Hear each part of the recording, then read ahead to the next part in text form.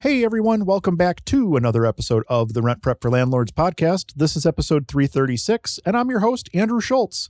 On today's episode, we're going to be talking about landlords paying for tenant relocation costs in Portland, Oregon.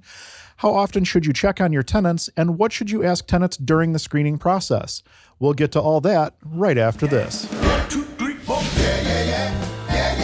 Welcome to the Rent Prep for Landlords podcast. Now your host, Andrew Schultz. Before we jump into today's episode, don't forget to check out the Rent Prep for Landlords Facebook group over at facebook.com/groups/rentprep. The Facebook group is a great free resource that you can use to speak with other housing providers around the country, ask questions that you need answers to, and get answers from people who have probably already been through the situation that you're experiencing right now. There's a ton of great knowledge over in that group. Don't forget to check that out today over at facebook.com/groups/rentprep. We're coming up on almost 12,000 members over there, and we'd be glad to have you on board. We're going to start today's episode with some breaking news coming out of the Portland, Oregon market, where landlords must now pay the relocation costs of tenants who can't afford rent increases. This article published October 26, 2020 by The Motley Fool. We're going to pull some information from this article here with regards to this new regulation in Portland, Oregon. So in Portland, Oregon, a new ruling states landlords must now pay their tenants relocation costs if those tenants cannot afford the rent increase that they're imposing. This rule will apply to rent increases issued March 31st, 2021, and puts landlords on the hook for between $2,900 and $4,500 to allow tenants to move. Furthermore, this rule could be extended past March 2021, depending on how the circumstances shake out. This new Portland ruling may be designed to help protect tenants, but some landlords sure aren't happy about it. Portland landlords will be required to give tenants a minimum of 90 days notice if they plan to increase their rent. From there, tenants can provide written notice that they require assistance, and landlords could then be liable to pick up the tab for their relocation costs. Of course, the goal here is not to hurt landlords, but to help ensure tenants don't fall victim to homelessness in the absence of a statewide eviction moratorium. But clearly, the new rule hurts landlords a lot, especially mom and pop landlords without the resources larger property management companies have. If landlords can be held liable for covering tenants' relocation costs in Portland, the same thing could technically happen anywhere.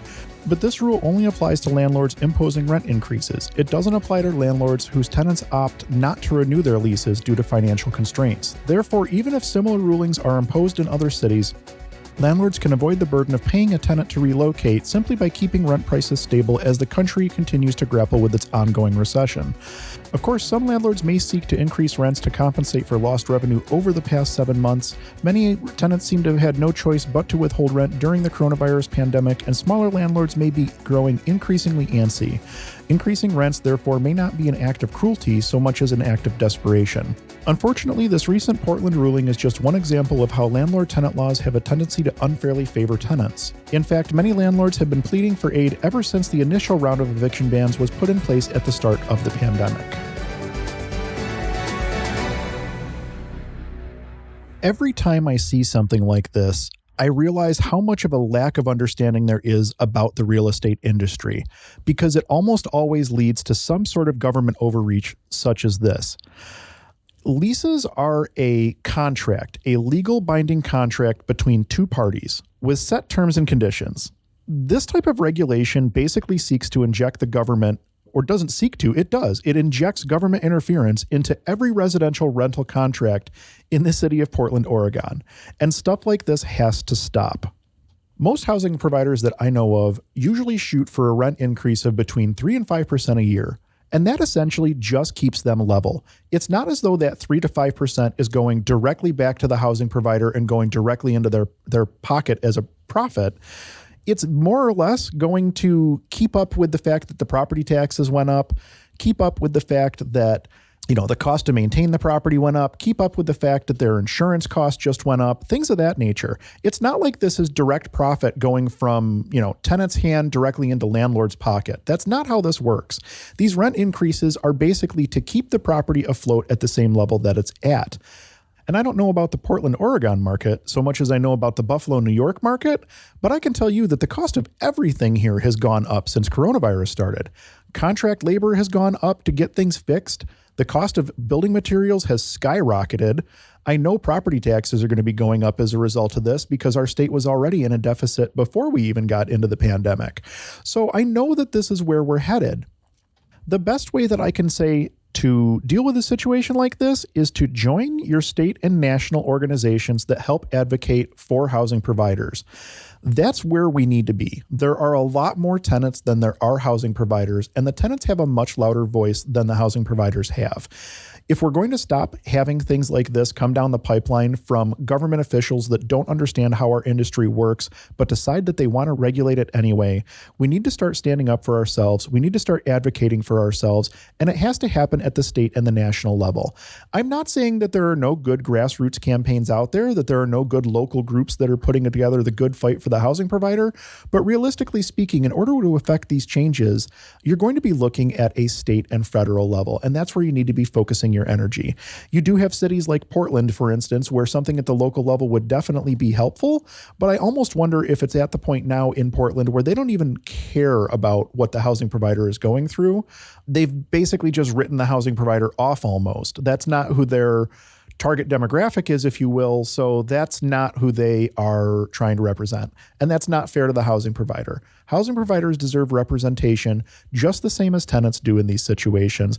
And it's time for housing providers to stop being taken advantage of in situations like this, where we're just as impacted in a lot of instances as what our tenants are.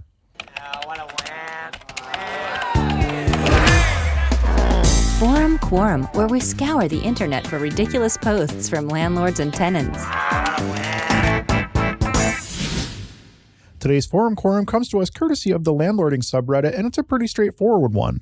How often do you guys check the fire alarm or visit your tenants, and how many times a year is too many? My property manager told me that our tenants complained about him visiting 4 times a year or once every 3 months. So I think that that's very reasonable. 4 times a year doesn't seem unreasonable to me, depending on the property.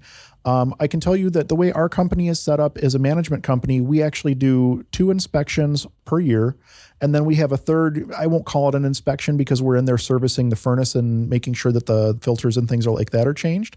But we do check smoke and CO alarms at the same time. So I guess I would constitute that as another check as well. So I would say that we go in on average about 3 times a year into every unit.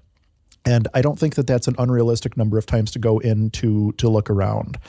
What are we looking for when we go in? So what we do is, actually, I'll back up a little bit and I'll mention that we always make sure the tenants are aware of when we're coming. We always make sure that they're aware that we will be taking photos of every room. And we also make sure that they are aware of what it is that we're inspecting. So we let them know upfront, you know, we're going to be looking in closets. We don't take photos in closets unless there's damage. We do look under sinks. We do take pictures under sinks. We look for smoke detectors. We look for CO detectors. We look to make sure they're operational.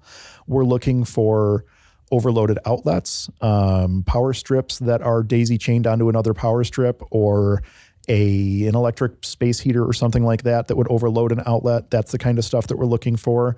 And beyond that, we're looking for general maintenance. You know, the cracked window or the door that's not sealing tight or something like that. We're basically looking to make sure that the unit is being maintained in a good fashion. If there are any issues, we want to catch them before they become major issues. And we do let the tenants know upfront that, yes, we will be snapping a couple of photos of each room just for our records so that we have that information for the future. And most tenants generally don't have too much of a concern about that. We always send that out as a letter. We give them a date and time.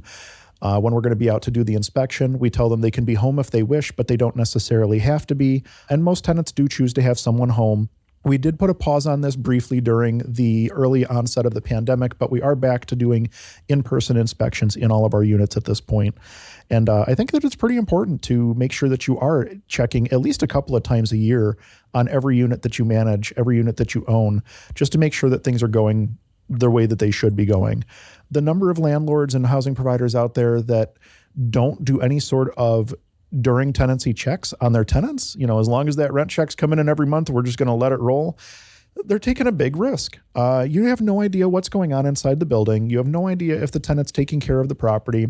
You know, they might have a simple sink leak that, because you don't do an inspection, turns into a kitchen remodel because the cabinets are all destroyed or something like that. So I don't think it's unrealistic to go in and take a look at an apartment once a quarter. I think that that's pretty reasonable. I think anything more than that would probably start to get a little bit burdensome.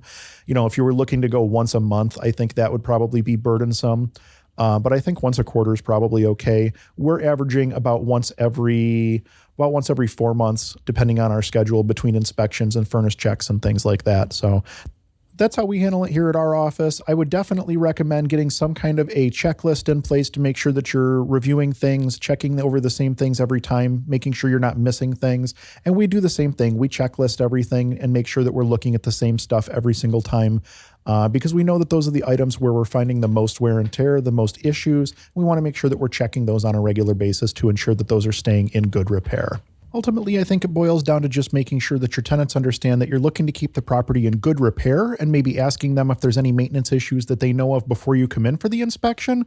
And then that way they don't feel as though you're spying on them, for lack of a better term, which is probably what their concern is. They just don't want somebody in their house rummaging through stuff or whatever the case may be, which obviously that's not the case. That's not what you're trying to do here. You're just trying to keep the property in good repair. And getting to a point where your tenant understands that, I think will go a long way in helping you to get the compliance that you're looking for when it comes to doing these inspections. But definitely make sure that you are doing your inspections at least twice a year, if not more frequently. But I think that twice a year has to be the absolute bare minimum number of times that you're going in to check out those apartments. Water cooler wisdom. Expert advice from real estate pros.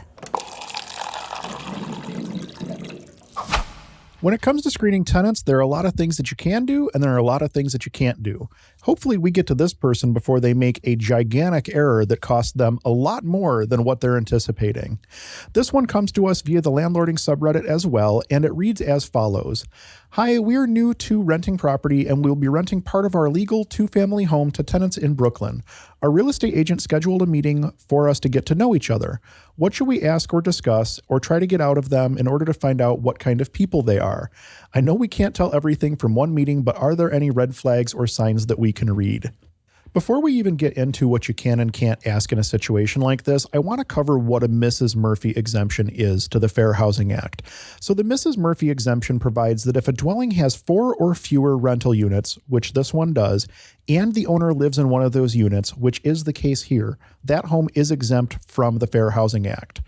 One thing that's worth noting is that HUD does not exempt you from the Civil Rights Act of 1866, which would make it illegal for you to discriminate based on race, regardless of if you're exempt from the rest of the Fair Housing Act.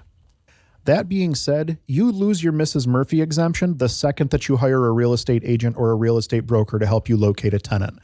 Real estate agents and real estate brokers are bound by the Fair Housing Act at all times in all aspects of their job. So you're not going to get a real estate agent or a real estate broker that's going to help you violate fair housing law.